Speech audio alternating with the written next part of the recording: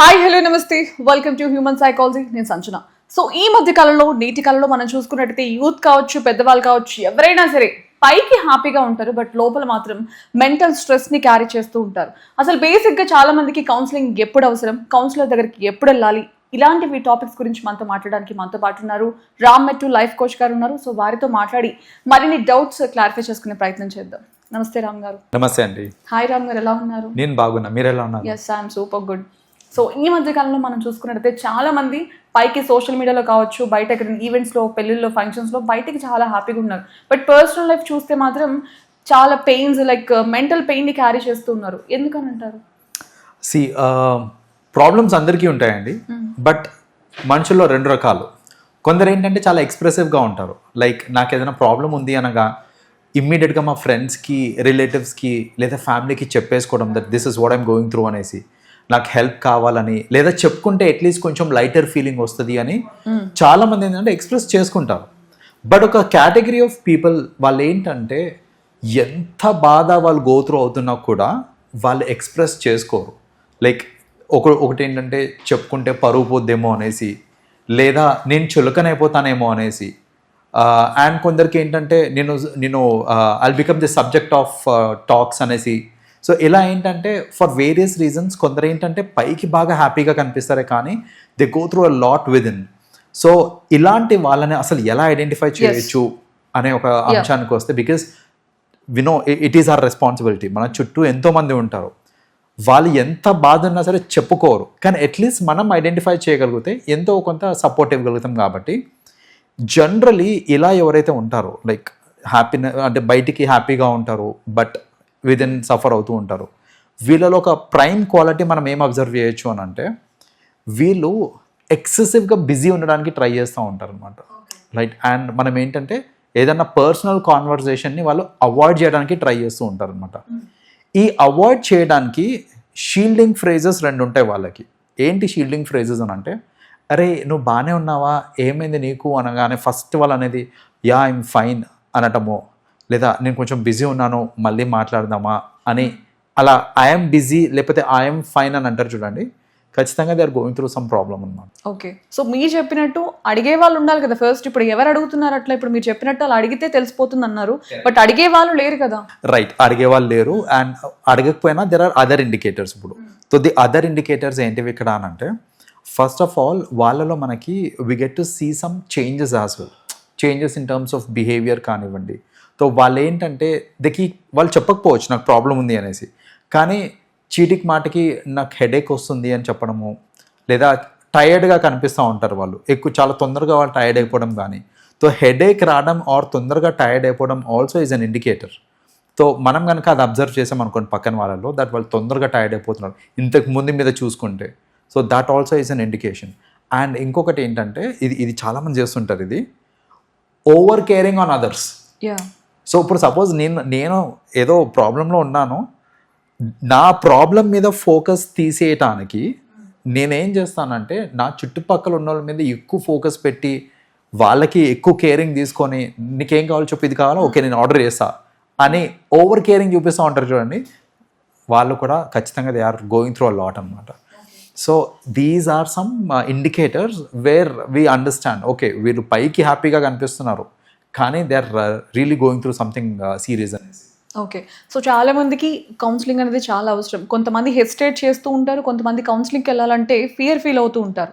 అసలు కౌన్సిలింగ్ మనకి కావాలి అని ఎప్పుడు గుర్తించాలి? ఎటువంటి కౌన్సిలర్ దగ్గరికి మనం వెళ్ళాలి? అంటే బేసిక్గా చాలా మంది కౌన్సిలింగ్ చేస్తూ ఉంటారు, సో మంచి కౌన్సిలింగ్ ఉంటుంది ఎవరు అని చెప్పేసి ఎలా ఐడెంటిఫై చేయాలి అసలు? అయితే అసలు ఫస్ట్ ఆఫ్ ఆల్ నాకు కౌన్సిలింగ్ నీడ్ ఉందా లేదా అనే క్వశ్చనింగ్కి వచ్చేసరికి మనకి దానికి కూడా సర్టన్ ఇండికేటర్స్ ఉంటాయి. ఒకటి, నా లైఫ్ మొత్తం నాకు నెగిటివ్గా కనిపించడము, లైక్ ఎంత మంచి జరిగినా లేకపోతే వాట్ ఎవర్ ఇట్ ఇస్, పొద్దున్న లేచిన దగ్గర నుంచి వెరీ డిమోటివేటెడ్ ఉంటున్నాను నేను. రైట్. సో అలా ఎక్స్ట్రీమ్ డిమోటివేషన్ వచ్చినప్పుడు ఆబ్వియస్లీ మనకి ఏంటంటే we need some assistance in terms of counselling అనేసి మనం అర్థం చేసుకోవాలి. లైక్ రెండోది ఏంటంటే మనము ఒక్కొక్కసారి స్ట్రెస్డ్ ఉన్నప్పుడు కొత్త అలవాట్లు లైక్ యూనో ఇంప్రాపర్ రెమెడీస్కి వెళ్తూ ఉంటాం అనమాట. ఏంటంటే డ్రగ్స్, ఆల్కహాల్, ఇదేంటంటే మనకి చాలా మటుకు సినిమాల నుంచి తీసుకుంటూ ఉంటారు. ఏంటంటే బాధ ఎక్కువ వేసింది అంటే మందు తాగితే బాధ తగ్గుద్ది అనేసి. మందు తాగితే బాధ కాదు తగ్గేది, మందు తాగితే ఆ టైంకి మీరు మర్చిపోతారు, మీ you will lose your conscious అంతే. కానీ ఆ మందు యొక్క ఎఫెక్ట్ తగ్గిన తర్వాత మీ బాధ అలాగే ఉంటుంది. యాక్చువల్లీ చెప్పాలంటే మందు తాగాక ఇంకా బాధ ఎక్కువ వస్తుంది, అంటే అన్ని గుర్తొచ్చి ఎక్కువ పెయిన్ ఫీల్ అవుతారు. రైట్. సో అంటే దో సమ్ పీపుల్ ఏంటంటే especially younger generation breakup go through అవుతున్నప్పుడు కానివ్వండి, ఆర్ ఏదైనా సమస్య ఉన్నా కూడా జనరల్గా వాళ్ళు ఏంటంటే ఈ మందుకు అలవాటు అయిపోవడము, మందుకి బానిస అవ్వడము, ఆర్ స్మోకింగ్, ఇవన్నీ స్టార్ట్ చేస్తారు. ఇవన్నీ స్టార్ట్ ఎందుకు చేస్తున్నారు అని అంటే that is what we have been seeing like throughout. మనం దేవదాస్ టైం నుంచి చూసుకుంటూ వచ్చినాం.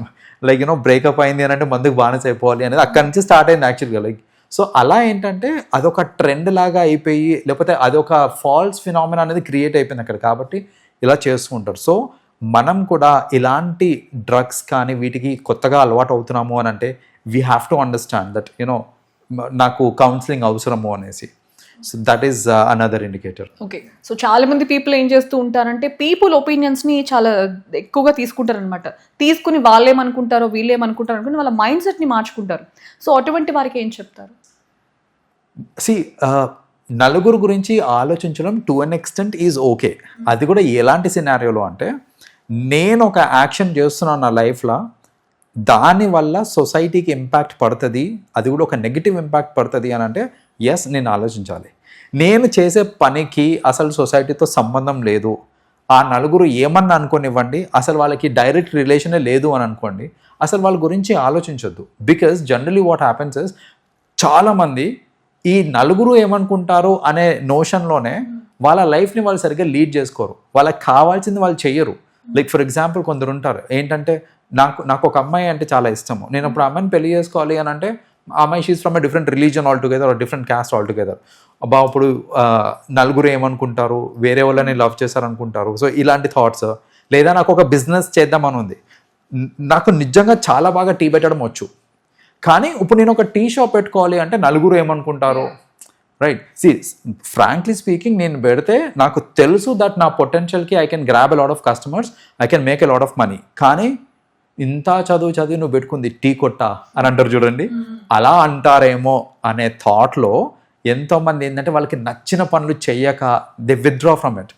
అలా వాళ్ళకి నేను ఏం చెప్తానంటే ఒకటే సజెషన్, రేపు పొద్దున there will be A day, ఆ రోజున మీరు రిగ్రెట్ అవుతారు, చేసి ఉండాల్సింది, అట్లీస్ట్ ఒక ట్రై అన్న ఇవ్వాల్సింది, అండ్ ఆ డే వచ్చినసరికి it will be too late. But ఎంతమంది ఉన్నారు అంటే పీపుల్ ఒపీనియన్స్ వల్ల డెసిషన్సే మార్చేసుకుంటున్నారు. బట్ ఆ మైండ్ సెట్ పోవాలంటే మెయిన్గా అసలు ఏం ఉండాలంటారు? ఆ ఇండిపెండెన్స్ అనేది ఫస్ట్లీ చిన్నప్పటి నుంచి డెవలప్ కావాలండి. సో అంటే ఫ్యామిలీలోనే ఉండాలి, విత్ ఇన్ ది ఫ్యామిలీ నుంచి మనం పిల్లలకి అది డెవలప్ చేయాలి చిన్నప్పటి నుంచి.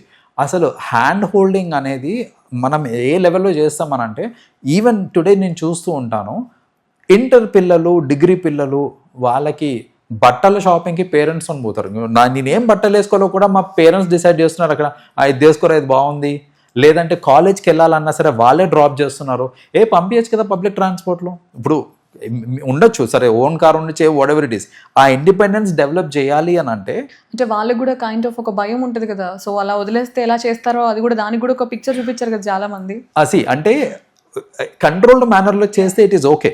లైక్ మరీ ఇంకా వదిలేసేయండి గాలికి అని కాకుండా ఆ బిట్ ఆఫ్ ఇండిపెండెన్స్ అనేది చిన్నప్పటి నుంచి ఇవ్వాలి. ఫర్ ఎగ్జాంపుల్ ఇప్పుడు స్కూల్ గోయింగ్ కిడ్స్ ఉంటారు, 7th క్లాస్ 8th క్లాస్, వాళ్ళకి మీరు డబ్బులు ఇచ్చి అసలు ఒక మనీ ట్రాన్సాక్షన్ ఎలా అవుతుంది, ఒక సూపర్ మార్కెట్కి వెళ్ళి ఇవి తీసుకురండి అని చెప్తే దట్ ఈస్ డిఫరెంట్. అక్కడి నుంచి స్టార్ట్ చేయొచ్చు మేబీ.